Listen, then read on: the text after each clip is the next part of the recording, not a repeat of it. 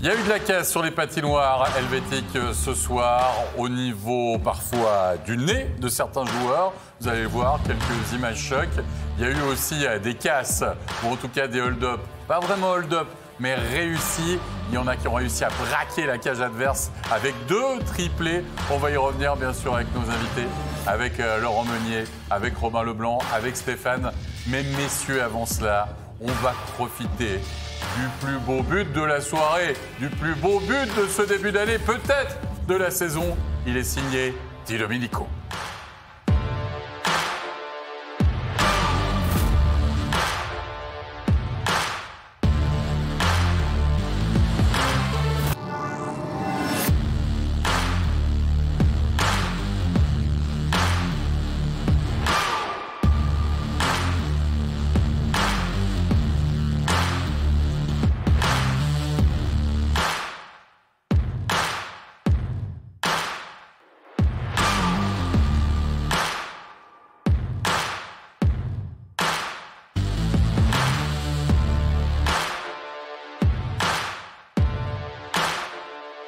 J'adore Di Domenico, il arrive. Ouais, tout. Tu le sais là, franchement, Laurent, que tu as marqué peut-être le but de l'année. Ah, il était remonté, il est magnifique. Il dribble 3 personnes, il met un dribble à sa spéciale là, sur le côté où vraiment il endort le défenseur.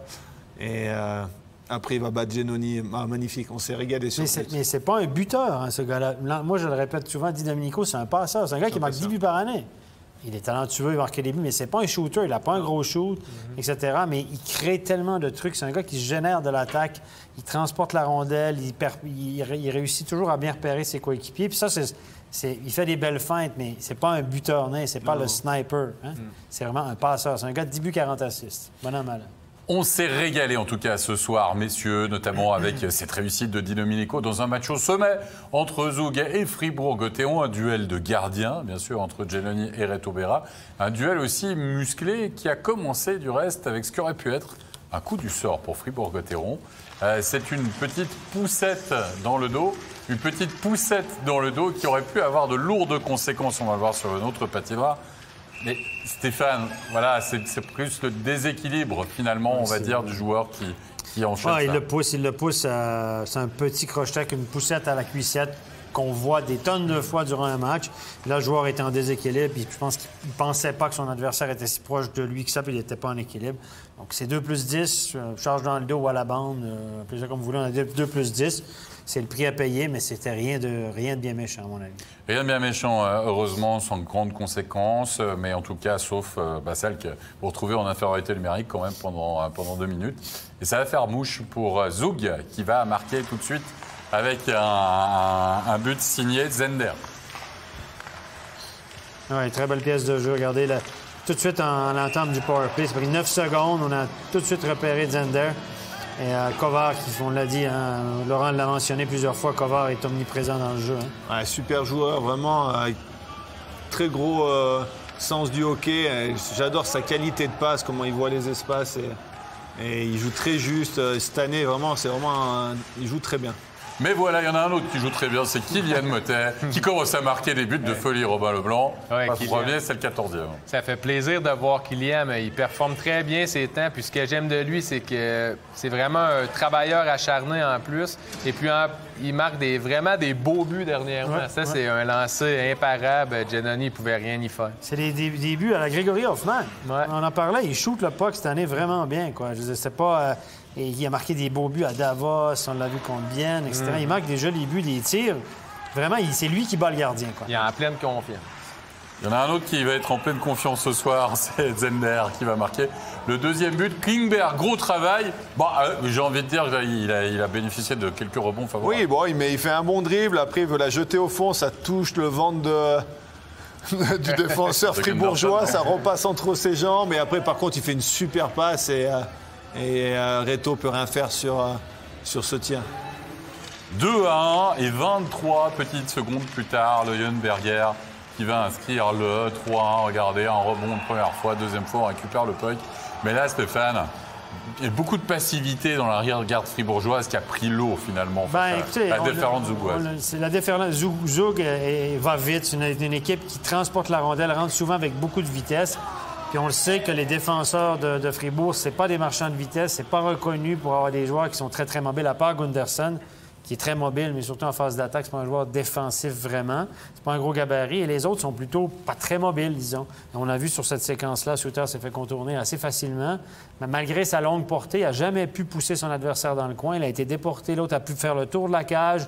Il avait tout le temps parce que Suter n'a pas réussi à le suivre. Devant la cage aussi, on s'est fait battre de vitesse. Et on en est parlé souvent cette année. Quand Fribourg joue contre des équipes qui vont un petit peu plus vite en attaque, on sent que les défenseurs sont un petit peu plus empruntés.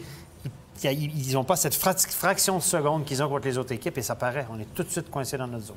C'est vrai, mais il y a des stars dans cette équipe de Fribourg-Gotteron et on va se faire plaisir, revoir cette réussite de Di Domenico qui est le but de l'espoir. L'arbre qui cache un peu la forêt quand même, Robin Leblanc, dans ce premier tiers. Parce que les 15 dernières minutes, très dominées par Zoug. Ouais, puis ils ont eu le mérite, ils sont revenus à 3-2, donc tout espoir était permis à ce moment-là de la rencontre. En plus, avec un super but, comme on l'a déjà vu, ça aurait pu remettre Fribourg en route. Donc, oui, il aurait vraiment pu y croire à ce moment-là. En première période, Fribourg a eu 2 chances de marquer. Ils les ont mis les 2. Ouais, 2 superbes buts. Deux magnifiques buts, des individualités, mais c'est aussi ça la carte de visite de Fribourg cette année. C'est que vous avez Di Domenico qui fait une super saison, Stahlberg fait son job, vous avez Motet qui marque des buts. Cette équipe-là gagne, elle est à 2 points par match parce qu'il y a des joueurs qui font le job. Perra qui arrête le pas. Ah ouais. Allez, on va se rendre en deuxième période, messieurs, pour voir ce qui s'est passé avec peut-être le tournant du match, ou un des tournants du match, Laurent Meunier.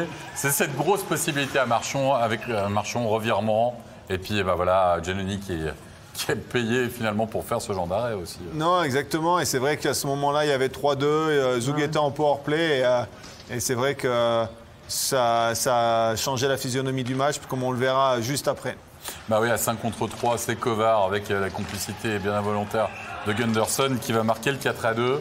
Et là, on s'est dit, Robin Leblanc, c'est ça, quoi. Les supériorités numériques qui font la différence. Tu rates ta grosse chance, puis finalement, t'encaisses un but. Même, OK, d'accord, t'es 2 de moins sur la glace, mais un peu gaguesque quand même. Oui, ça a été un peu un but chanceux, mais en même temps, Zoug avait eu beaucoup de chance à ce moment-là du match qu'il aurait pu concrétiser. Il ne l'avait pas fait. Là, ils ont eu un but assez chanceux, mais dans la physionomie du match, c'était quand même mérité, ouais. Mais compliqué, pas impossible pour Fribourg. 2 buts de retard, 20 minutes de jeu encore à jouer, tout est possible. Et en troisième période, nouvelle grosse possibilité pour Fribourg-Gotteron. Au début de la période, regardez, tout début, on joue depuis une trentaine de secondes. Il y a un puck relâché, par Giannoni.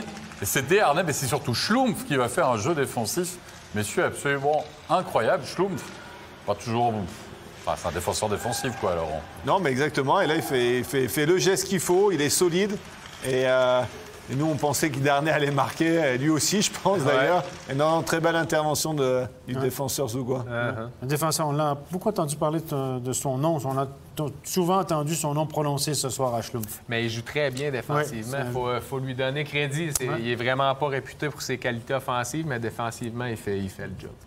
Je vous l'ai dit en préambule de ce back-check, qu'il y a eu de la casse, notamment au niveau du nez ce soir. Allez, premier exemple, c'est Klingberg. Regardez qui a moté, paf, directement sur Klingberg. Et là, on s'est dit, premier ictus parmi nos invités, on s'est dit, s'il l'a pris direct, là, ça va faire mal. Il va falloir remettre ça. On risque de terminer en Alain Prost en plus. Comment ça se passe. C'est sûr que c'est pas le mieux. C'est pas beau à voir. Mais non, je pense qu'au final, il a dû se le prendre sur la visière et qu'il lui a tapé le nez. Et après, le nez, il saigne beaucoup. Il a dû pleurer un petit peu. Ça fait pleurer tout de suite quand on se fait taper le nez comme ça. Mais il est revenu et il est même bien revenu. Il a mis que 2 mèches dans le nez, là. Il est vaillant. Moi, je l'ai trouvé très bon, Klingberg, ce soir. Il a été bon, présent physiquement. Très agressif au forechecker. Il a eu 10 premiers matchs difficiles et depuis qu'il a marqué son but libérateur, il va mieux. Oui, puis Marchini aussi. Marchini accumule des points tous les matchs. C'était 11 matchs. Klingberg, 12 matchs. Puis Marchini, 11 matchs sans faire de points. Alors qu'ils avaient des shoots au but, ils avaient des chances. Et là, tout à coup, ça défile. Les choses sont plus faciles. Et ça va être plus facile pour Zug dans les dernières minutes parce qu'ils vont encore scorer 2 buts supplémentaires. Zender qui va parachever son œuvre, triplé ce soir. Ouais. Il a fait le casse ce soir au niveau des points, bien sûr. 3 points pour lui, un triplé. Zender, là, quand on prend le line-up de Zug, on est d'accord, c'est pas forcément des noms des stars. On met Hoffman, t'es d'accord. Ouais. Robin Leblanc, ouais. Zender, il fait une sacrée saison aussi. Hein. Oui, il a le mérite. Je veux dire, quand on joue dans une équipe comme Zug, des fois, c'est des joueurs comme ça qui se mettent en avant durant un match et c'est leur profondeur. Puis, des fois, tu as le match de ta vie, probablement. Il a marqué 3 beaux buts, puis il le mérite entièrement, malgré qu'il y a beaucoup d'autres joueurs à Zug qui sont capables de le faire. Après, je dirais, c'est au mérite du programme de Zug où ils font travailler tout le monde. Ils travaillent bien, ils ont un entraîneur identique depuis 2-3 ans. Et ça travaille bien, et donc les joueurs comme ça, ils progressent aussi. Ouais. Ils ne stagnent pas, c'est des joueurs qui progressent chaque année, et on le voit bien. Hein. Il met la dignité dans l'équipe. Ça va, c'était quand même, t'as dit quoi? C'est pas les baguettes chinoises non plus hein, qu'il avait. Klingberg qui a marqué. Ça respire assez mal pour jouer au hockey, c'était quelque chose dans le nez. Je veux te dire, un truc, c'était la protège-dents puis des trucs dans le nez. Là. Sandro Schmidt qui a marqué le dernier but de ce match, assist de Julien Sprunger pour la forme. Ça fait longtemps qu'il n'avait pas marqué, hein, Sandro Schmidt. Là. Il avait marqué 2 buts très tôt dans la saison. Je pense que ça devait faire presque 20 matchs qu'il n'avait pas marqué. En tout cas, une quinzaine de matchs qu'il n'avait pas marqué. Ça va lui faire du bien. Il a eu quelques assists aussi dernièrement. Donc, c'est du bien pour lui. Mais pour revenir à ce qu'on disait, les 2 meilleurs buteurs de Zug, c'est Simeon et Zender. 11 buts et 10 buts. Hoffman a des points, mais il a moins de buts. Marchini a moins de buts. Donc, c'est quand même des jeunes du cru qui s'affirment, qui jouent. Et souvent, on fonctionne. Il y a des lignes équilibrées à Zug. Hein. Hoffman était officiellement sur la fin de match sur le 3e bloc avec Santeller et puis Simeon ce soir. Donc, l'attaque est répartie entre beaucoup de joueurs. Kovar fait une saison extraordinaire. Ouais. Mais ça, c'est la force d'une équipe. Si tu veux aller au championnat, gagner un championnat, tu ne peux pas compter que sur ton premier bloc toute la saison. Parce qu'il y a des soirs qui sont en panne. Là, tu dois prendre le relais. Et c'est ce qui arrive à Zug. Profondeur de banc, puis profondeur au niveau des buteurs, tu l'as dit. Mais tu as des buteurs qui t'en mettent un de temps en temps. Tu vois, pour la ligne en disant « Ah, on est content, c'est le 3e bloc qui a marqué ou le 4e bloc qui a marqué. » C'est l'entraîneur qui te dit ça ou le coéquipier. Oui.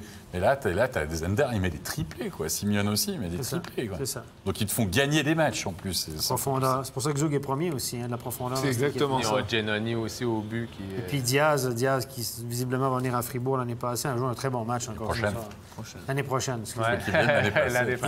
On l'a appris l'année passée, oui. Ça, mais avec Alatalo puis Diaz, c'est des défenseurs qui amènent vraiment beaucoup d'offensives aussi. Ils sont difficiles à jouer contre pour les joueurs qui jouent défensivement parce qu'ils bougent beaucoup aussi en zone offensive. Donc, ils ont une très bonne équipe, Zug, cette année. Oui, ce que veut dire Steph, bien sûr, c'est qu'il faut profiter pour Zug pour cette année parce qu'après, on ne sait pas de quoi l'avenir sera fait. On parle de Mirko Müller, semble-t-il, là, celui qui a joué à NHL. C'est pas le même type de joueur que Diaz. Non. C'est un défenseur vraiment gros, grand. C'est pas un gars qui est offensif nécessairement, etc. Mais là, du côté de Zug, on a paniqué un peu. On perd 2 défenseurs. Là, je pense qu'on a mis le prix pour Mirko Müller, qui avait des prétentions salariales assez élevées. Avec beaucoup de chiffres, c'est ça que il exigeait, je peux le dire, ses prétentions salariales, selon les informations que j'ai, il demandait 100 000 francs par mois. Donc, ça fait plus d'1 million par année. Ça, c'était ses prétentions salariales. Non, je ne dis pas qu'il a signé. On lui a répondu oui pour 4 mois. Non, exactement. Non, mais pour vous dire que je pense que Zug était... Écoutez, si Diaz part l'année prochaine, Alatalo part et puis Hoffman part à NHL, à peu près 2 500 000 qui partent de sa masse salariale. Ouais. C'est raisonnable de dire ça. Donc, ou en tout cas, 2 millions et 2,5 millions. Donc là, il y a de la place. Puis on est un peu sur la panique. On voulait avoir Fora, on ne l'aura probablement pas. Geisser va peut-être retourner en Amérique. Gross va peut-être retourner en Amérique. Il reste qui à défense du côté de Zug, là? Ça panique un peu, Stadler et tout ça, mais je pense que les joueurs qui profitent aussi du marché, puis je pense que Mirko Müller a dit, bon, les gars, vous êtes dans le trouble, moi je viens, mais c'est mon prix. Voilà, j'ai pas les chiffres finaux, mais... On va reparler de ce match, si vous le voulez bien, à pied de Fribourg-Gotteron, battu donc, par le leader 6-3 ce soir. On va écouter une réaction du côté de Fribourg-Gotteron. On va écouter Marc Aplanalp. Marc Aplanalp, une défaite ici à Zug, un premier tiers qui était vraiment extrêmement intense. Comment vous expliquez que cette intensité arrive déjà aussitôt dans la saison? On se croirait presque en play-off. Ouais, je pense, c'est... Ouais, on joue comme le premier place. C'est clair, ils ont un peu plus d'avance sur nous encore, mais si on gagne ce match-là, puis après on le rejoue dimanche, il y a une possibilité de prendre la première place. Je pense que ça, c'est aussi, ça fait un peu l'effet aussi que ce match est très intense. Après, ils savaient que nous, voilà, on est une bonne équipe. Et puis, ouais, il faut être prêt aussi contre nous. Et je pense que c'était ça qu'eux, ils sont fait dès le début. Et puis, ouais, c'était à cause de ça, c'était très intense. Hein. Est-ce que Fribourg peut regretter ces petites pénalités qui se sont enchaînées au fil du match? Ouais, je pense que certaines pénalités, après, c'est... Ouais. C'est dur à dire maintenant si c'est à cause de ça. Je pense qu'il y a aussi 5 contre 5, on doit faire plus, c'est clair. Mais si on leur donne beaucoup de power play, ça ne nous aide pas. Parce que c'est une bonne équipe qui a un bon power play aussi. Alors ouais, il faut surtout diminuer les pénalités pour dimanche, ça c'est sûr. Ouais. Vous retrouvez cette équipe dimanche. Qu'est-ce que vous avez appris ce soir qu'il va falloir changer? Ouais, je pense qu'il faut être prêt dès le début avec l'intensité qu'il met aussi, et puis la vitesse. Et puis eux, ils jouent très rapidement, ils vont tourner à gauche à droite direct. Et puis ouais, ça joue rapide, alors il faut être prêt pour ça. Mais c'est bien pour nous qu'on les retrouve direct encore une fois dimanche après cette défaite ici. Merci beaucoup, Marc. Merci. Bonne rentrée. Ouais, dans l'analyse, il a bien remarqué aussi que le premier tiers s'était passé, enfin, ça avait été très compliqué pour Fribourg-Gotteron. Comment on a perçu cette victoire justement zougoise dans les rangs des vainqueurs? On va écouter tout de suite Grégory Hoffmann. Grégory Hoffmann, une belle victoire ce soir contre Fribourg. Vous êtes sortis au premier tiers comme des avions. C'était quelque chose que vous vouliez absolument faire? Ouais, bien sûr, on veut toujours jouer à notre meilleur niveau à la maison. On veut commencer fort les matchs. On sait que si on joue avec de l'intensité, on récupère des pucks sur le forecheck et puis on utilise notre vitesse, on va avoir des occasions et je crois qu'on l'a fait assez bien sur les 60 minutes ce soir. Il y a autre chose qui a très bien fonctionné, c'est les power play. 3 buts ce soir en supériorité numérique. C'est aussi quelque chose qu'on veut avoir pour avoir du succès sur une saison.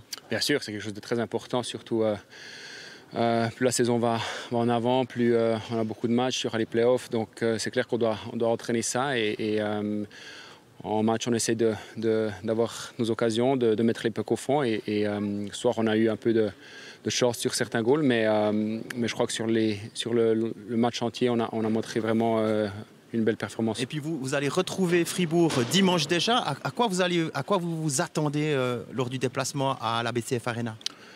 On s'attend à un match sûrement beaucoup plus difficile que ce soir encore. On sait que Fribourg, ils ont beaucoup de talent offensivement. Maintenant, ce sera à nous d'améliorer encore les petits détails comme de ce soir. Mais dans l'ensemble, on est content de notre match. Ce qui est bien ici, c'est qu'on veut toujours progresser. On n'est jamais satisfait avec les matchs qu'on joue et on veut toujours aller de l'avant. Donc, on va continuer à travailler et être prêt pour le match de dimanche. Merci Grégory. Merci. Il y a un discours sérieux de la part de Grégory Hoffmann, mais il a bien remarqué quand même qu'ils avaient fait un très bon match du côté de Zoug. Puis je pense que le coach est très content aussi, puis que les petits détails sont petits, dira-t-on, pour s'ajuster du côté de Zoug. Messieurs, on va passer à Zurich-Bienne, avec un gros point d'interrogation du côté de Zurich. Il faut dire que Bienne s'était imposé lors de la dernière confrontation face à ces Zurichois. Dans la cage zurichoise, retour de Weber devant le filet. Et puis du côté de Bienne, c'est Hultström qui retrouve les joies de la glace, qui remplace Komarek dans l'alignement. À lui de prouver un peu, j'ai envie de dire, sa valeur, parce que c'est un peu compliqué, dira-t-on, depuis l'arrivée de Komarek. On sait qu'il a été blessé, qu'il n'était pas... mais Komarek était d'accord, il faisait 1 point par match à peu près, quand il était sur la glace. Ouais. Difficile de sortir de l'alignement un garçon qui vous fait 1 point par match. Ouais. Quoi qu'il en soit, on vous l'a dit qu'il y a eu de la casse, messieurs, ce soir. Il y a eu de la casse au niveau du nez, la casse au niveau des chevilles aussi. Regardez Chris Baltisberger qui va se tordre la cheville tout seul il évite un contact avec un joueur biennois et puis il essaye de faire un petit pas de danse là. Il y a eu quelques images ce soir, des blessures un peu anodines comme ça. Je pense que son patin a coincé dans la glace puis il s'est sûrement tordu la cheville. C'est pas des belles images puis c'est souvent des blessures qui sont pas... qui peuvent être long terme, si c'est bien foulé. Les chevilles et les genoux, OK, là, c'est compliqué puis c'est long. Il faut vraiment que ce soit guéri comme il faut avant de revenir parce que ça tiraille tout le temps, les ligaments. Là, ça, c'est possible que ce soit des entorses, des hautes entorses, ça s'appelle eye sprain. Mais c'est très... si c'est ça, c'est... C'est vraiment long, c'est douloureux. C'est pas... Puis en plus, ce qui n'est pas drôle au Stadion, c'est que le banc, les vestiaires sont de l'autre côté du banc. Et Robin Leblanc me dit, en plus, tu as des escaliers pour y aller. Pour eux, Zurich, comment ils font? C'est un C'est pas, mais nous, on a... Les visiteurs, c'est horrible, tu as les Le escaliers. vestiaire des arbitres est juste à côté du vestiaire de Zurich, tu as des escaliers. C'est pas la meilleure patinoire pour se blesser au quartier inférieur. Non. Tu dois marcher parce qu'il y a des kilomètres là. Hein? Et puis tu dois te faire aider par des coéquipiers en plus, parce que comme tu dois traverser la glace, sinon toi, enfin bon. Des bref. escaliers en patin. Là, Ça, c'est pour la petite histoire. On va revenir au match si vous le voulez bien, puisque dans ce premier tiers, il y aura un but à la 7e minute de jeu. C'est Sven Andrighetto qui va aller récupérer ce puck qui traîne dans le slot là. On s'est bien battu. Puis le petit temps de retard de Van Pottelberger est finalement emmené là-dessus. Hein. Ouais, très opportuniste sur cette action, Andrighetto. Bon travail d'Euro devant la cage qui se bat pour le puck et au final, opportuniste. Et il fait le bon geste après. Il va faire le petit dribble qu'il faut. Et voilà, très bien réalisé sur la fin. 8 buts quand même, hein? 8 ou 9 buts cette année, Andrighetto. Ça commence. Au début, c'était un peu compliqué pour lui, pour trouver le chemin des filets, etc. 20 matchs, ça fait une allure de 20-25 buts. Et Il y en a plusieurs cette année qui sont à des allures de 20, entre 20 et 30 dans notre championnat. Ils se marquent des buts. C'est vrai que c'est assez rare qu'il y ait autant de buts. Oui. Est-ce que Il y a un certain Gareth Rowe, messieurs, qui joue avec lui. Ça, c'est sûr. Je dis ça parce qu'il finit souvent roi des passeurs de haut championnat. Ça aide énormément. Hein? Ça aide un petit peu, en effet. Quoique là, sur ce coup-ci, Marchini plus Suter, il y en a 2-3 qui peuvent le dire. ils peuvent témoigner de ça.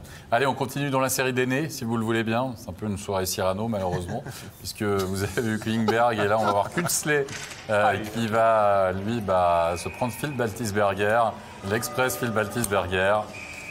Et là aussi, il y a de la casse pour lui.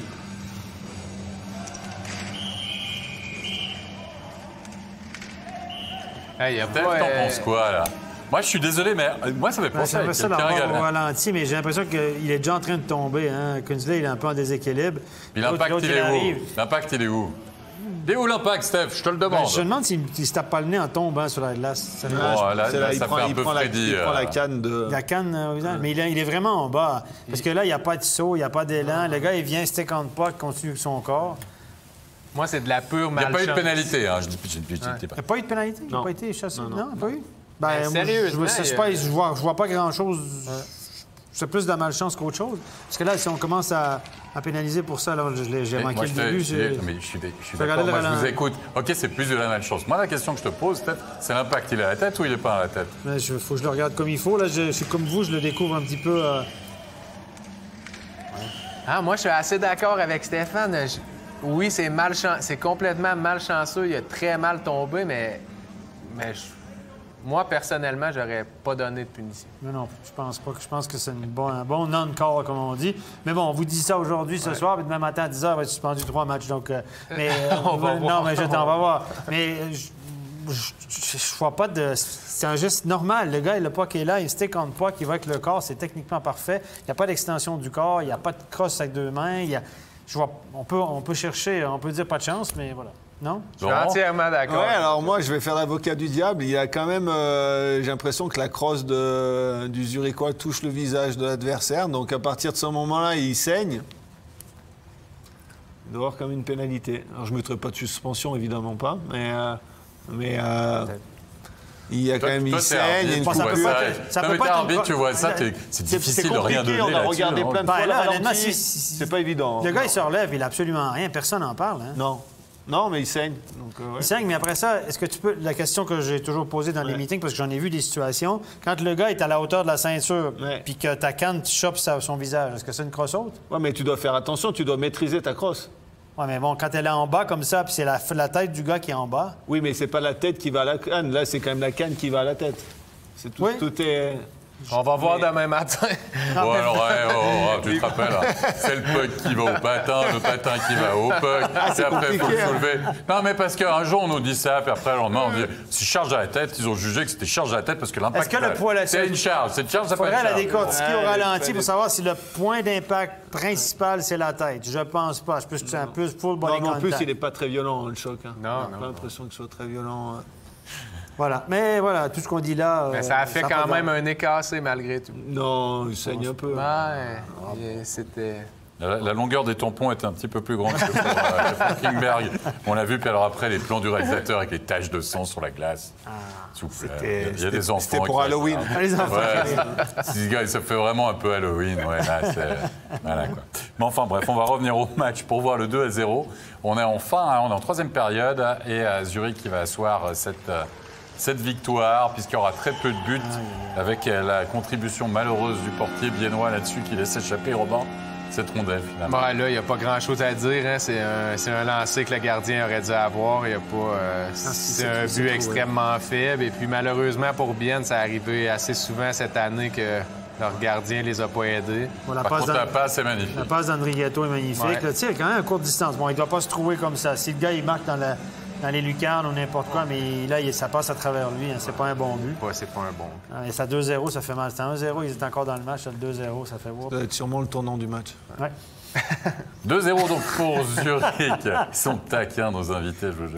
2-0 donc pour Zurich. On va écouter les réactions à l'issue de cette défaite du HC Bienne. On va écouter celle du capitaine Kevin Fay. Kevin Fay, courte défaite ce soir au Hallenstadion. Comment vous analysez cette partie? Je pense qu'on n'a pas très bien joué. On a fait trop d'erreurs. On ne sortait pas très bien. On faisait des mauvais passes. Mais malgré tout, le jeu était longtemps ouvert et puis on n'a pas su marquer. Mais je pense que c'était un petit match à oublier ce soir. En début de saison, vous encaissiez beaucoup de buts, mais vous marquiez aussi beaucoup de buts. Là, en défense, ça va mieux, mais vous ne marquez plus. Comment vous expliquez ça? Oui, je pense que ce soir aussi on a eu des occasions. Puis même les buts qu'on prend, peut-être c'est des buts un peu cadeaux qu'on fait nous. Alors il y a beaucoup de potentiel là. Il faut juste continuer à travailler, aller devant le but. Surtout, il faut tirer, donner une chance au peu d'entrée. Je suis convaincu avec tous les matchs qui nous restent là, une fois que ça rentre, le bouchon est loin, puis c'est bon. Vous restez sur 3 défaites de suite. Comment elle est l'ambiance dans le vestiaire? C'est clair, après ce soir, je pense on sait tous qu'on a tous un peu mal joué, mais enfin, c'est le sport, on peut être déçu 5 minutes, mais après, voilà, il faut se regrouper, bonne régénération pour dimanche, et puis ma foi, c'est comme ça, des hauts, des bas, puis là, il faut aller de l'avant. Merci beaucoup, Kevin. Merci aussi, bonne route. Des hauts et des bas, il avait envie de partir très rapidement en interview. Il y a vraiment de la frustration puis de l'énervement, mais surtout beaucoup de difficultés à marquer quand même pour Bienne, Stéphane. C'est un but en 3 matchs. Vous avez perdu 2-0 contre Zug, vous avez perdu 4-1 contre Fribourg et 2-0 ce soir. Donc c'est un but dans les 3 derniers matchs. Puis ça fait un but, 3 buts, ça fait 5 buts dans les 6 derniers matchs, quelque chose comme ça. Donc c'est. Ouais, effectivement, si tu ne marques pas un but, si tu ne marques pas de but, tu n'as aucune chance, on est d'accord. Et voilà, mais c'est bon. Si tu as perdu 2-0 contre Zug, 2-0 contre Zurich, peut-être honorable. Donc, quand ils avaient battu Zurich la dernière fois chez eux. Allez, bon, comme il dit, des hauts et des bas. Mais écoutez, pauvre Kevin, il me semble qu'il est souvent en entrevue. Puis je le trouve bon, mais ce soir, il avait l'air de dire bon, c'est comme ça. On passe à d'autres choses, s'il vous plaît. Là, voilà. Pas fait un mauvais match, mais ça n'a pas suffi. Voilà. Mais c'est à Zurich. Hein. Malheureusement, pour Bienne, c'est un peu l'histoire de cette saison. Puis là, il commence à se faire tard pour commencer à accumuler des. On avait senti un petit mieux sur 4-5 matchs. On s'était dit, il y avait 4 victoires en 6 matchs. Et là, blâme derrière, 3 défaites consécutives. Ça les remet c'est à peine un petit peu plus qu'un point par match bien depuis le début de la saison. Là, ça va être une équipe qui va vraisemblablement être dans la deuxième partie du classement. Oui. Une saison qui, quand ça part mal, j'ai toujours dit, hein, quand ça part tout croche, là, c'est dur de remettre. Des saisons de 45-50 matchs quand ça va mal. Là, après cette année, ils ont la chance, c'est qu'il y aura 10 équipes en play-off. Donc, ils peuvent accrocher et ils peuvent peut-être après s'en sortir. C'est ça, s'en sortir sur une série de 3. Mais s'ils sont en forme au bon moment. Rayala, Pouliot, plus compliqué cette année. Surtout Rayala, on va dire, qui est quand même un ton en dessous par rapport à où avant, il était quand même vraiment un joueur dominant de la Ligue. Cette année, il est moins de 4 buts, je pense. Mais même, il a moins d'impact sur le jeu, je trouve aussi. On le voit moins. Style différent. Voilà. C'est comme ça.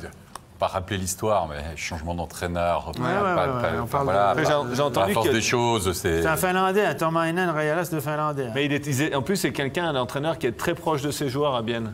Et donc là, ça change de coach, ils n'ont pas la même, même le feeling. De Tomainen qui était très proche de ses joueurs. Exactement. Puis spécialement de Finlandais, Rayala, c'est le gars qui est au joueur. Ils ont changé le système, au complet. Je pense que c'est pas que le nouvel entraîneur fasse un mauvais job, c'est vraiment, l'équipe a été depuis longtemps construite autour Mais absolument, ancien mais tu entraîneur, vois, il n'y a plus les petites doublettes magiques. Ah, mais Julio c'est ça. Traoré les sépare. Là, typiquement, ça faisait, ils les avaient plus séparés depuis 22 matchs. Quand ils étaient sur la feuille de match, ça c'est l'info que nous a donné Jérôme, notre commentateur. T'as Brunner qui n'est pas là non plus, qui a quand même marqué quelques buts aussi importants en début de saison. Donc Brunner, Kunti, tu l'as plus non plus. Ça peut aussi expliquer ça. Strøm n'a pas marqué encore. Il a joué, je pense, 10 matchs à peu près. Il n'a pas marqué un seul but. Il y a des assists, mais il n'a pas marqué de but. L'année passée, il avait marqué beaucoup de buts. C'était plus d'1 point par match. Il a marqué énormément de buts en power play. Fuchs, il avait aussi une excellente saison. Fuchs n'a pas une saison. L'année passée. Ça va. Mais l'année passée, c'était 36 points. Il a connu une saison assez exceptionnelle. On parle de peut-être quelques négociations de contrat. Moi, les négociations de contrat en cours de saison, je pense que ça joue dans la tête des joueurs. Là. Bien sûr. Quand son agent l'appelle, puis lui, puis ça, puis ça. Tu perds peut-être le focus sur les bonnes choses. Tu identifies un petit peu moins ton équipe. C'est la réalité du marché. Mais surtout quand tu vas signer peut-être ton plus gros contrat de ta carrière. Bien sûr que ça te travaille, c'est logique, c'est totalement logique. Mais comme tu le disais, Laurent, dans les 10, tu as 10 équipes, ils vont quand même être pour se battre 8-7, facile. Oui, ils vont être dans les 10. Après ça, ils auront une chance de se rattraper. Mais ça reste que par rapport à l'année dernière, c'est un petit peu bien un cran en dessous. Ils ont perdu. Ils sont à 1 point. On dit encore, ils ont perdu Hilaire, c'est une grosse différence. Ils sont sur une allure, si vous comptez leur moyenne de points sur une saison de 50 matchs, ils sont sur une allure d'à peu près 60 points. C'est pas beaucoup, là. 60 points, ça suffit pas pour être dans les 8 dans une année normale, des années qu'on connaissait. Donc, c'est peu. Puis il y a beaucoup d'équipes qui sont là-dessus. Donc, il y a des équipes qui cartonnent en haut à 2 points par match. Et les écarts sont énormes. Il y a Lugano qui va baisser, on va le voir. C'est rare, d'ailleurs, qu'on voit une grosse espace des 5 premiers, puis après le reste, il y a quand même déjà... Attention, messieurs, il y a un nombre de matchs qui est différent aussi. Moi, je parle de la moyenne de points par match. Et que tu prends la moyenne de Bienne, c'est une allure d'une équipe qui ne fait peut-être pas les playoffs les autres années. C'est sûr. Allez, messieurs, on va marquer une courte pause avant d'attaquer à la troisième et dernière rencontre de cette soirée. On va parler de skills. Place à l'épisode 4. Vous entendez souvent le gap, là. Le gap offensif est aussi important. Ça vous donne de l'espace, justement, pour créer. On va écouter, enfin, regarder surtout cet épisode.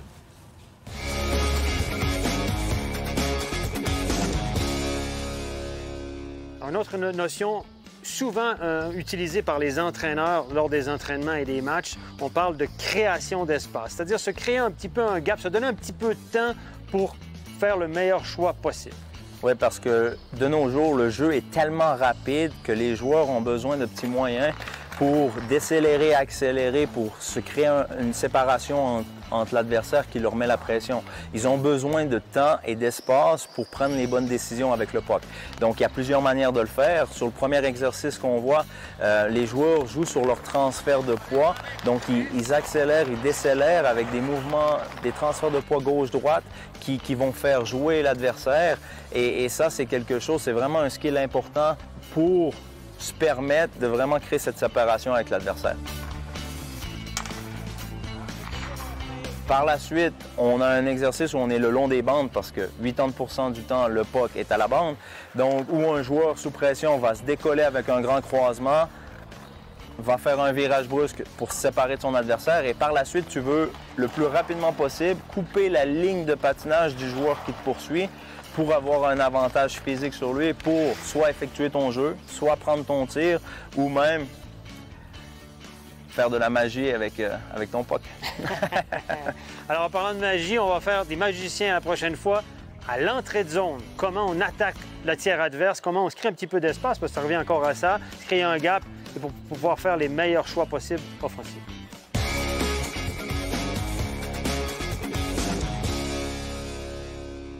Allez donc, on l'avait en roi mage de l'analyse ce soir, Stéphane. On l'a en magicien après du gap.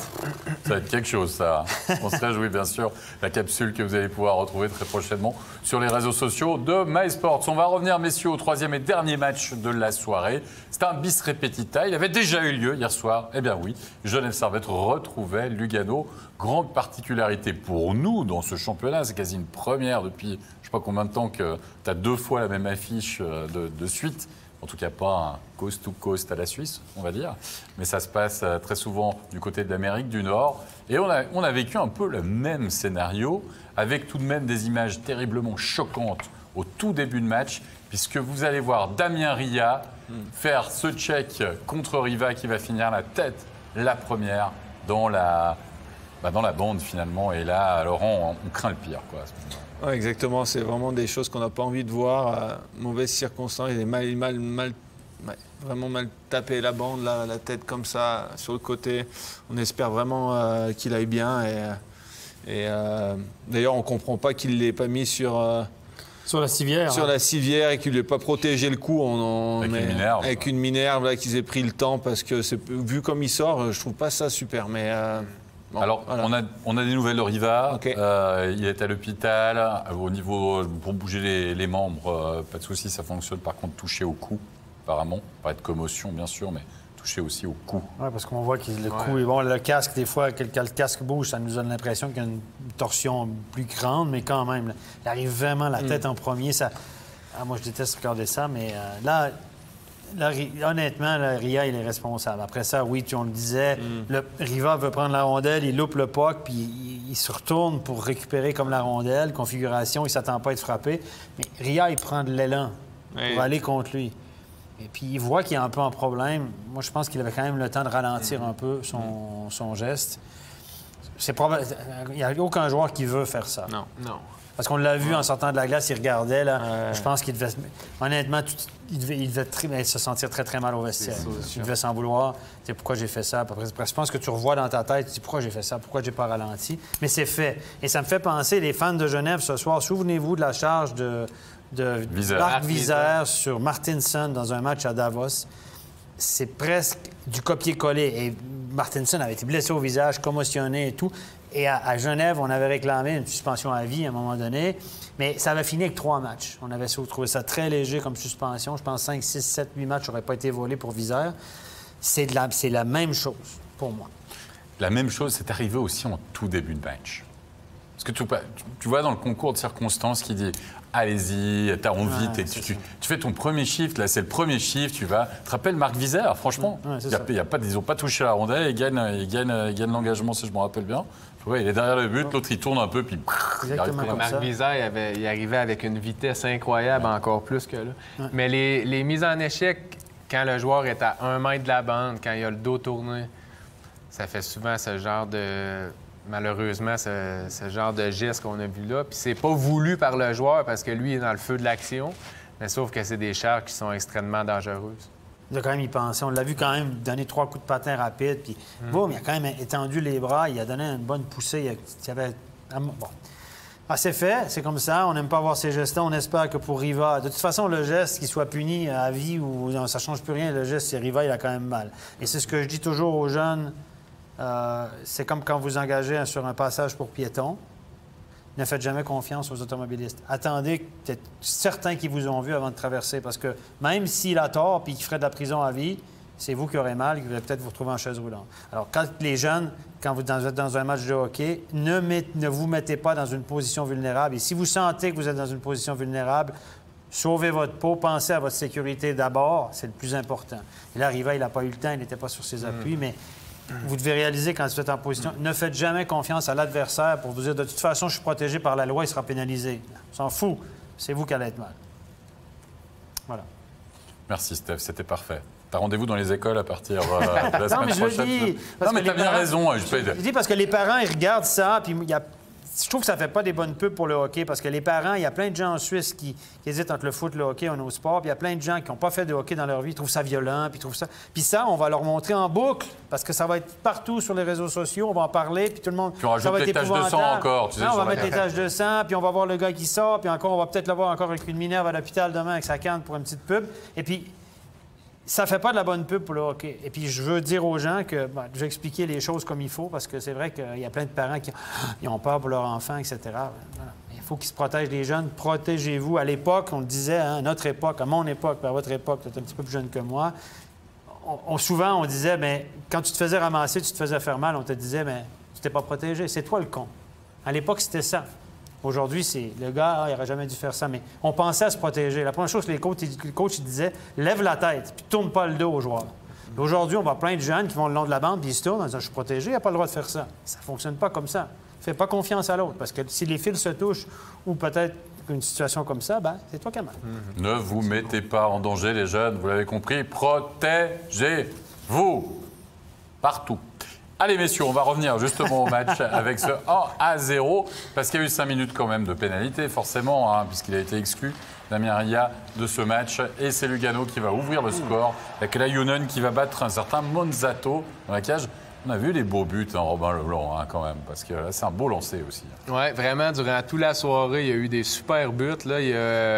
Il aurait presque pu aller seul, puis il a décidé de revenir en arrière. Il a fait un super beau lancer qui a donné aucune chance au gardien. Herburger qui va marquer le deuxième, 2-0 après 6 minutes de jeu. Opération réussie pour l'instant au niveau du match, on va dire, pour Lugano, hein, franchement, Laurent. Ouais, tout à fait, ils ont vraiment bien profité de leurs 5 minutes. Bon, ils ont de la réussite sur ce but. C'est un but un peu chanceux, je sais pas d'ailleurs comment il rentre, c'est un peu bizarre. Monzato qui la met. Ouais, on va bien récupérer celui-là. Donc là, tout se passait bien pour Lugano à ce moment-là, jusqu'à que Vinik prenne les choses en main. Et commence son festival, 12e minute de jeu. Un petit assist signé Miranda. Et là, à ce moment-là, Winnick, il se dit « Ok, on a changé les lignes, Steph. Je suis de nouveau the joueur number one, peut-être, dans le cœur de mon coach. » Non, je plaisante. Mais n'empêche, je le lui rends bien. Oui, Winnick qui n'avait pas marqué beaucoup depuis le début de l'année. Très peu de buts. On parlait de lui comme quasiment un flop de début de saison qui ne fonctionnait pas. Mais là, depuis 2 matchs, évidemment, il a participé au pointage, même depuis 3 matchs. Il a remis les pendules à l'heure un peu au niveau des stats. C'est la moyenne de la rattraper un peu. Mais il est remuant sur Winnick. On l'a mis au centre aussi. Il était à l'aile au début de l'année. On a mis Vermine à l'aile. On a vraiment un coup de génie de Patémon, évidemment. On est toujours plus malin après. Mais il a remanié ses lignes et puis on a marqué 18 buts dans les 3 derniers matchs. C'est vrai, mais le but qu'il marque, là, on le voit, il tombe, il résiste d'abord. Il y a un coup de canne sur sa canne. Tu vois, il est fort, là. Sa canne, Laurent, il est là, il est par terre. C'est un but, c'est de l'abnégation. Tu as l'impression que c'est bon, il rentre avec le goal, il traverse le plexi, puis... Exactement. On avait vraiment envie de le marquer et finalement, il fait un très beau geste technique parce qu'il est sur ses fesses et il arrive à mettre un dribble au passage. Quand Ovechkin fait ça, ça fait le tour de la planète. C'est vrai. Mais Winnick, c'est moins vendeur un peu, on est d'accord. Il n'a pas le même sourire après quand il marque, où il manque un petit peu de dents peut-être. On va se rendre en deuxième période, retrouver Winnick pour l'unique but de cette deuxième période, marqué à 4 contre 5. Rappelez-vous, Fribourg-Gotteron face à Zug. Là, Genève-Servette. Alors c'est pas tout à fait la même occasion, mais c'est aussi à 4 contre 5, Robin Leblanc. Ouais, il a saisi. Faire là-dessus, il a fait une très belle feinte de lancer. Hein. Il a battu tout le monde, le gardien, le défenseur, et puis il a donné un deuxième but facile à Vinik. Il l'a vendu, ce petit moment d'hésitation. Là. On a vu le Schlegel qui est juste descendu un petit peu trop bas pour pouvoir refaire son déplacement après. Ouais. Franchement, chapeau à faire là, qui était omniprésent aussi. Il joue très bien aussi cette année. De partout, comme la veille, Genève qui revient finalement dans le match et qui va passer l'épaule en 3e période avec un certain Temernes. On est à 4 contre 4. Winnick à la passe et Temernes qui trouve la petite toile d'araignée. Facile, Laurent.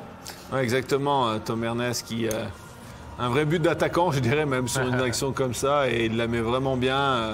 Il n'y a pas beaucoup d'angles. Schlegel se met un peu vite par terre, je trouve. Il ouvre un peu trop, là. Les gardiens ont tendance quand même maintenant à être vite par terre, surtout dès qu'on passe dès qu'on est un peu bas. Donc bon, c'est c'était un beau but. Penalty, il a décidé par les arbitres. Bon, il y avait un coup de canne évident de Walker là, sur la main, mais penalty, je suis un peu étonné parce qu'il y a quand même des joueurs à la même hauteur que lui. On est d'accord, tu n'aurais pas donné penalty. Winnick qui va marquer. Winnick il est content parce qu'il fait son triplé pour le 4-2, mais presque chaque fois la même chose. Il savait que c'est lui qui allait y aller pour son 3e probablement, puis il est allé en pleine confiance. Low blocker, lui il fait souvent ça. Tout le temps, tout le monde le savait, annoncé juste avant. Schliemann, tout le monde savait aussi comment il tirait les penalties, il les a toujours marqués. Et puis 5-2, Noah Rod en bon capitaine dans la cage vide. 5-2, Genève, double victoire, 3e victoire de suite en 2021. Facile. Ça va beaucoup mieux, messieurs. C'est propre. C'est-à-dire quoi? C'est-à-dire qu'ils retrouvent un peu leur standing, c'est-à-dire dans les 4 premiers. C'est une équipe des. C'est une équipe de top 6. Après ça, les 4 premiers, je ne sais pas où on arrête le succès, mais c'est une équipe de top 6, clairement. On l'avait annoncé en début d'année. Il y a quand même, comme vous avez 3 lignes percutantes, là. Vous avez vu, il a remanié ses blocs, puis il y a 3 grosses lignes encore. On a du talent, là. Oui, du talent. Surtout On attend un gars comme Richards qui même a performé mieux que ce qu'il fait. Non, il était blessé, là, mais il a quand même pas mal joué hier soir. Ouais. Non, mais il joue bien. C'est un gars qui c'est de la profondeur. Hein. Il est fort, c'est un joueur de centre naturel, fabricant de jeu. Il avait du gabarit aussi. Vous avez Winnick, Fair, Miranda. Tanner Richard est solide aussi physiquement. Ouais. Mais les top 6 ou un top 4 alors? Top 5. Non, mais là tu es face à Lugano. C'est un top 6, Lugano aussi. Moi, je pense que... Fribourg aussi. Genève, tu rajoutes quoi? Lausanne, Zurich, Lausanne, Genève, top 4 clair pour moi. Après ça, top clair, c'est facile à dire. Après ça, Fribourg, il faut voir que le mois qui vient pour Fribourg est déterminant. Et on va jouer Zug, on va jouer Zurich, on va jouer Lausanne, on va jouer Genève 3 fois. Donc, si Fribourg réussit à gagner des matchs, il va se maintenir là. Si tout à coup, il décroche, parce que le Fribourg, faut pas, depuis le début de la saison, c'est 4 points sur 21 contre les meilleures équipes. Sur une possibilité de 21. Puis si vous prenez la Coupe Suisse où ils ont perdu contre Zurich, ça fait 4 points sur 24. Donc en 8 matchs, ils ont gagné une victoire, un match nul contre un match nul, une défaite en prolongation contre le top 6. On exclut Lugano, top 4, je dirais. Voilà, il faut que Fribourg montre les dents contre les bonnes équipes. Mais Genève est clairement dans ce lot-là, sur le papier. Ils sont quand même une bonne équipe, là, sérieusement. Et puis, on marque le pas un petit peu. 1 point. Il y a 18 buts marqués en les 3 derniers matchs, 1 point. Une petite assist à Rapperswil. Pourtant, il a eu du temps de glace hier. Il a tiré ses présences, puis il a fait son petit point là, parce que ça ne fonctionnait pas. Mais lui, il a créé beaucoup de choses. Je l'ai trouvé bon hier soir, honnêtement. En tout cas, les 2 premiers tiers en 3e période, il était un peu frustré parce qu'il n'y avait pas de points. Mais il a créé beaucoup de choses pour avoir ramassé de points. En début d'année, combien de fois j'ai dit sur le plateau, une petite passe facile, un petit point facile, un petit truc. Voilà, maintenant, là, il a créé beaucoup de choses hier. Il a été mal payé au niveau des points. Donc voilà, ça s'équilibre. Il était parti sur une allure de 200 points à un moment donné. Il va se calmer. Donc c'est pas facile dans ce ligue-là, plus qu'1 point par match. Mais chapeau à Aymon qui a su quand même réagir, changer son alignement. Puis les joueurs y ont bien répondu. Puis c'est bien de voir aussi que quand Comar qui ne performe pas aussi bien qu'il a performé au début de la saison, qu'il y en a d'autres qui ont pris la relève. Donc Genève, moi aussi, je les vois assez bien... facilement dans le top 4. Il y a un départ ce soir, il ne faut pas l'oublier, pour Daniel Monzato, qui a donc gardé à la cage de Genève Servette. On va l'écouter justement à la réaction d'après-match pour voir ce qu'il nous dit et ce qu'il pense de cette victoire. Daniel Monzato, vous êtes un gardien heureux. Genève Servette a joué 2 fois contre Lugano, 2 victoires en 2 jours. Vous étiez de retour sur la glace ce soir. Magnifique. Quel est votre avis sur cette prestation ? Vraiment super heureux, je dois dire, de retrouver la glace après un certain temps, justement, avec toutes ces quarantaines, ces matchs repoussés. C'est vrai que ça faisait un petit moment que je n'avais pas joué, été sur la glace. Et puis là, cette victoire, c'est fantastique, quoi. En plus, avec un début un petit peu chaotique, on prend une pénalité de match, il marque 2 goals rapidement. Et puis on a réussi à se remettre dans le match. Et puis non, vraiment, super feeling à la fin du match. Comment est-ce que vous expliquez ce très très bon début dans l'année avec 3 matchs, 3 victoires, 18 buts marqués? Genève Servette est vraiment en confiance. Ouais, on a un petit peu discuté. C'est vrai que l'entraîneur a changé un petit peu toutes les lignes, justement, pour ce début d'année. Parce que les derniers matchs en 2020, ça a été un petit peu compliqué justement de marquer des buts, de créer beaucoup de chances.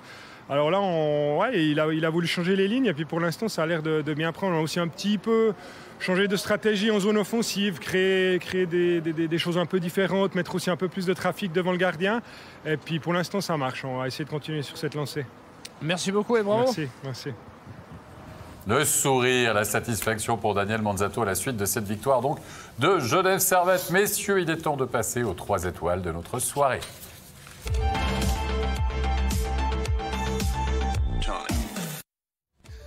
La 3e étoile, c'est un Zurichois, c'est un spécialiste en général de la passe. Il est capable aussi de marquer quand on lui dessert des caviars. C'est un certain Gareth Rowe. Toi, Laurent, Gareth Rowe, c'est un de tes joueurs, c'est un des top joueurs du championnat, quoi. Moi, c'est un de mes joueurs préférés dans le championnat. Depuis qu'il est là, en Suisse, même moi, j'ai joué contre en Allemagne. Et c'est un super joueur, c'est un joueur qui rend ses coéquipiers meilleurs. J'adore ces joueurs-là. Ça, c'est un autre gars qui a le talent pour jouer à NHL, mais qui est trop petit. Ça, c'est possible. Et après, il est venu sur le tard. Il a progressé. C'est quelqu'un qui a continué à progresser tout le temps de sa carrière. Collège américain, exactement. Il a fait NCAA, tout ça. Donc, mais non, très bon joueur. Et Et c'est André Ghetto cette année qui doit être content de jouer avec lui. Ouais, lui aussi, il finit la soirée avec 2 points, forcément, au niveau comptable, c'est pas mal. Deuxième étoile de la soirée, il a réussi un triplé du côté de Zoug, c'est Yannick Zender. Yannick Zender, c'est un nom qu'on va devoir retenir, c'est ça, Robin Leblanc? Ben, c'est sûr, hein, il y a les joueurs de profondeur qui font des hat-tricks à Zoug. On dit de profondeur, mais il y a déjà 10-11 buts, donc c'est excellent. Un excellent joueur, puis Zoug aussi une très bonne équipe. Puis avec le genre de joueurs comme Zender, ils peuvent aller loin cette année. Ah, c'est vrai qu'on parle de Kylian Motet, de son nombre de buts là, du côté de Fribourg-Gotteron, mais ça peut être vraiment une des grosses découvertes de la saison, hein, mine de rien, ce Zender. Et puis la première étoile de la soirée, 4 points, un triplé pour lui aussi, 3 buts, un assist, Daniel Winnick. Il était partout. On retrouve le Winnick efficace, Stéphane. Oui, c'est un Winnick qui nous avait fortement impressionné la saison passée. Souvenez-vous de lui, on en parlait régulièrement ici sur le plateau. Marquait des buts importants, était omniprésent, jeu physique et tout. Il était un petit peu en manque de réussite depuis le début de l'année. Avec l'arrivée d'Omar, la hiérarchie a changé un petit peu, un rôle un peu différent, etc. Et là, je pense que Fair et Winnick sont remis à produire, donc peut-être retrouver un peu plus de sourire et tout ça. Et ça fait plaisir à l'entraîneur. Tout le monde est content, là. Hein? Tout le monde a eu ses points, tout le monde a de la réussite. Manzato, ton deuxième gardien qui gagne et tout. Tout est beau. Tu arrives à l'entraînement, là, tu dis tout est beau, tout le monde est de bonne humeur. Tout le monde sourit. Tout le monde est heureux, tu as gagné. Le président est content. L'affaire est belle. Il a tout dit, Stéphane, comme il est fort comme ça. Non, mais c'est... Non, t'as tout dit, je t'ai dit. Oh, vous savez, je viens de te dire que t'as tout dit. C'est comme ça dans les équipes de hockey. Ne rajoute pas. Allez, on va passer aux résultats. Rappel des résultats de cette soirée. Les 3 scores de ces 3 matchs, les ZSC Lions qui se sont imposés 2-0 à Vienne, blanchissage de Ludovic Weber, en passage, faudrait-il le rappeler, 5-2 Genève Servette face à Lugano, et dans le choc au sommet, Zoug s'impose 6-3 face à Fribourg-Gotteron. Au classement, Zoug, 23 matchs, 51 points, plus que jamais leader. C'est 6 unités, vous voyez, de plus que les ZSC Lions, encore plus par rapport à Fribourg-Gotteron, 8 désormais. Il y a un petit gap. On retrouve Lausanne derrière, mais à 42 points. C'est-à-dire que quand même, Zoug... 2 points par match. Absolument.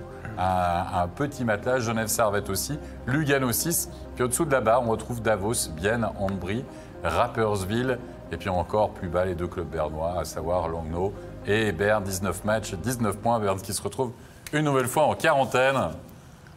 Ouais. Il va falloir jouer 2 matchs par jour bientôt. Hein, pour rattraper ça. Non, mais à ce rythme-là, ça commence à faire beaucoup. Hein, quand on commence à avoir 10 matchs de différence. On peut décaler la saison. Est-ce que les championnats du monde auront lieu? Puis même s'ils allaient lieu, même s'il y avait les championnats du monde, pourquoi se presser pour finir pour les championnats du monde? Expliquez-moi, les gars, je ne comprends pas. Ça fait aucun sens. Si on n'a pas fini, si on est en finale ou en demi-finale, ben il fera son équipe. Comme en NHL, comme en Amérique, il fera l'équipe avec les joueurs qui sont disponibles, qui seront éliminés des playoffs. Je suis entièrement d'accord avec toi, Steph, mais n'empêche que s'il n'y a qu'une équipe à qui il manque 12 matchs, ça va quand même être problématique. Pour les autres, parce que tu joues le premier, puis tu attends le dernier pour que... Après ça, on va prendre la moyenne de points, on en a parlé, là, ils vont faire un classement au prorata, mais on va y arriver. Moi, je suis optimiste. Ouais, mais on croise les doigts, on n'a pas envie d'avoir franchement un champion par moyenne de points. Mais là, après 75%, arrête, personne ne veut ça. On est d'accord. Mais c'est facile. Maintenant, c'est facile de remettre des matchs parce que, imaginez quand vous vendez des billets pour un match, etc., que vous annulez, que vous déplacez, etc. Maintenant, il n'y a personne. Donc, de 24 heures, 48 heures d'avis, tu changes un match, on s'en fout. Il n'y a personne dans les gradins, il n'y a pas de planification de faire. Il y aura la trêve de février qu'on pourra utiliser parce qu'il n'y aura pas l'équipe nationale. D'accord, qu'elle doit passer. Ça va. Pas encore, on ne sait pas. Ouais. On verra ça. Allez, on va pas lancer Stéphane là-dessus parce que la soirée n'est pas totalement terminée. Parce qu'on va parler de E-National League. Il y avait la deuxième journée qui s'est disputée et la rencontre en direct que vous avez pu suivre entre Genève Servette et Fribourg-Gotteron, c'était hier soir sur MySports One. Desharnais qui a trouvé plus facilement le chemin, défilait virtuellement, vous le voyez, que ce soir face à Zoug. Mais on s'est imposé donc sur le score de 7-4 du côté de Fribourg face à Genève Servette. Il y a les buts, il y a du spectacle. Vous allez le voir avec les résultats de cette deuxième journée seulement. Avec Berne s'est imposé 6-4 face à Langnau. Il y avait des derbies. Ambry face à Rapperswil 9-6. Lausanne 8-3 la victoire face à Davos. C'était les Lions qui se sont imposés après prolongation. Pour l'instant, seul Lausanne fait le carton plein en 2 matchs avec 6 points. On retrouve Fribourg-Gotteron 3e, puis Genève Servette 7e et Bienne 9e. Les équipes romandes vont bien là aussi, hein? C'est l'année des Romains. Absolument. Oui, mais il n'y a que 2 matchs. Hein. Attends, non, mais c'est pas grave. Moi, ça m'est égal. Quand je vois les Romains en haut, je suis content. S'il y avait le nombre de buts qu'on voyait là à tous les soirs, ça serait merveilleux. C'est du hockey des années 80, ça. Hein? C'est merveilleux. Du hockey champagne. On voit que c'est pas toi quand même qui dois te rappeler de toutes les... T'imagines le nombre de cartes que je devrais mettre hein, pour me rappeler de tous ces buts. En tout cas, on arrive à la fin de cette soirée. Merci beaucoup, messieurs. Merci Laurent Meunier, merci Romain Leblanc. Merci. Stéphane, rendez-vous bien sûr mardi pour le prochain studio de National League avec un petit Ambry Genève Servette. Mais avant cela, à propos d'Ambry, rendez-vous demain, Rapperswil, Ambry, 19h40, à suivre bien sûr sur MySports. Merci à toute l'équipe technique pour l'excellente réalisation de cette émission. Portez-vous bien, prenez soin de vous. Bye bye.